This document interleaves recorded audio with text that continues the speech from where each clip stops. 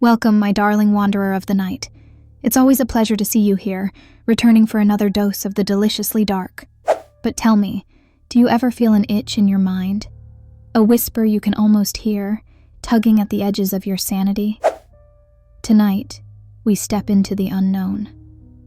Welcome to Echoes of the Dark, the Black Veil. Are you ready? I doubt that, but let's begin anyway. Some say there's a veil between our world and what lies beyond. Most never notice it, never dare to look too closely. But Evelyn thought differently. She was someone like you, curious, daring, and just a little too willing to peek behind life's shadows. It began in her quiet corner of the city, where everything seemed ordinary. Evelyn ran an antique store, her life surrounded by objects that bristled with history. Each item whispered an untold story, but none louder than the curious mirror she stumbled upon at an estate sale. It stood taller than her, framed in ornate black wrought iron, covered with a thick velvet cloth. The seller, an old man with shaking hands, gave a stark warning. Do not remove the veil. And as any of us would expect, that warning became the match to light her unstoppable curiosity. Why is it, darling, that when someone says don't, it stirs the deepest urge within us to do the exact opposite? Evelyn told herself it was all nonsense, superstition for the weak-minded, foolishness. And so, the veil was pulled aside that very night. Oh, sweet Evelyn, you should have listened. The mirror was strange, not reflective in the usual way, but dark, like staring into a void. And the void stared back. At first, she saw only herself, though darker, warped, as if her image was being filtered through shadows.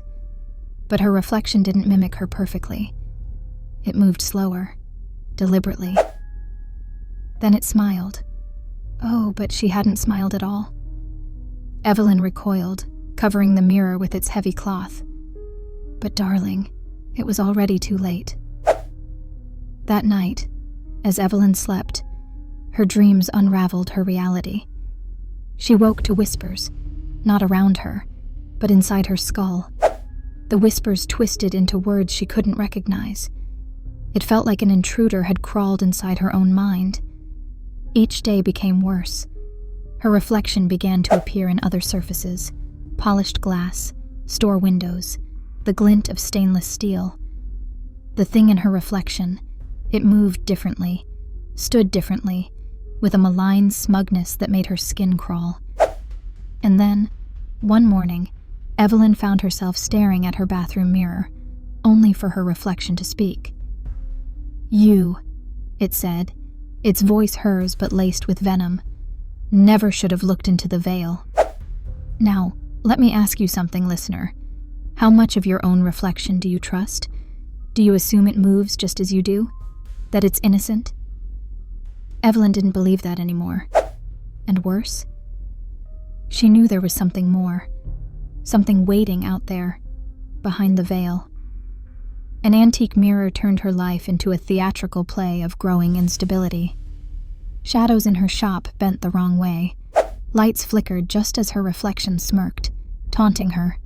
She'd begun locking the store, closing the heavy drapes, but nothing stopped the nauseating sense of being watched. Not by the world, but by herself, or whatever she had let through. As days bled into nights, Evelyn resolved to rid herself of the cursed object. She dragged the mirror into her car, intending to throw it into a river far from town. But when she reached the bridge, the air turned heavy, suffocating, and resonated with those haunting whispers. The reflection in the mirror banged on the other side of the glass, screaming, thrashing, begging her not to let go. And before she could stop herself, she didn't. The mirror cracked, but didn't shatter. Instead, it absorbed its own fracture marks, sucking them backward like a wound healing in reverse. The reflection grinned. In the blink of an eye, Evelyn vanished. She wasn't gone. Not entirely.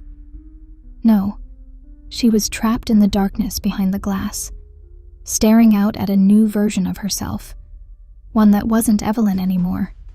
And that new her? It just laughed and walked away.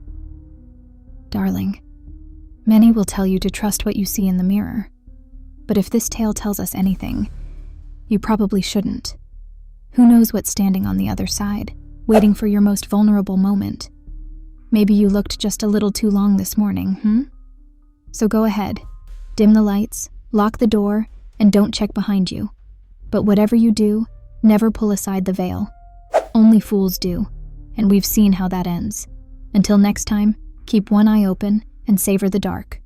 Sleep tight, if you dare.